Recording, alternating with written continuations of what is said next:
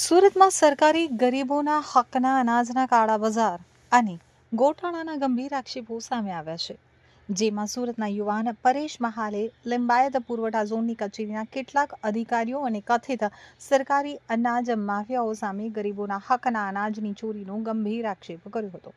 દાવો કર્યો હતો કે તેની પાસે આક્ષેપોને સમર્થન આપતા કેટલાક પુરાવા છે અને તે પુરાવા જિલ્લા કલેક્ટર, પુરવઠા વિભાગ તેમજ પ્રધાનમંત્રી કચેરી સુધી રજૂ કરી ચૂક્યો છે. તેમ છતાં અત્યાર સુધી કોઈ અસરકારક તપાસ કે કાર્યવાહી કરવામાં આવી નથી, એવો આક્ષેપ કર્યો હતો. આક્ષેપોને લઈ અને પરેશ મહાલે ફાટેલા કપડાં પહેરી અને હાથમાં પ્લે કાર્ડ સાથે જિલ્લા કલેક્ટર કચેરી પહોંચ્યા હતા. તેણે ગાંધી ચિંધ્યા માર્ગે ઉપવાસ આંદોલન કરવાની મંજૂરી પણ માંગી હતી.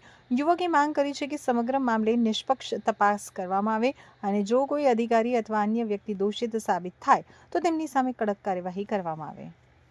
શાના માટે આજે ધરણા પર બેસવું પડ્યું? ધરણા પર આજથી બેસવાનો છું. છેલ્લા 1 વર્ષથી રાશન માફિયાઓ માટે લડું છું.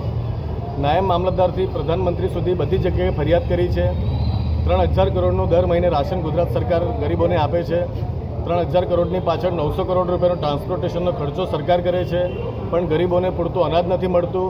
એ બાબતે વિસ્તારના કોર્પોરેટરો, ધારાસભ્યો અને સાંસદ સભ્યો સાથે સાથે તમામ અધિકારીઓ, મુખ્યમંત્રી, ગૃહમંત્રી અને પ્રધાનમંત્રી સુધી ફરિયાદ કરી છે. કોઈ જાતનું નિરાકરણ નથી આવતું. લિંબાયત ઝોનનો નાયબ મામલતદાર મકવાણા અને પુરવઠા ઇન્સ્પેક્ટર ચુડાસમા આ લોકોની મિલીભગત છે. વાર્ષિક આ લોકો 30 થી 40 લાખ રૂપિયા ભરણ લે છે. અનાજ માફિયાઓ રાશન ચોરી કરે છે. ગરીબોને રાશન પૂરતું મળતું નથી. આટલી બધી ફરિયાદ કર્યા છતાં પણ જો નિરાકરણ ન આવતું હોય તો આજરોજ હું કલેક્ટર ઓફિસ બેઠો છું.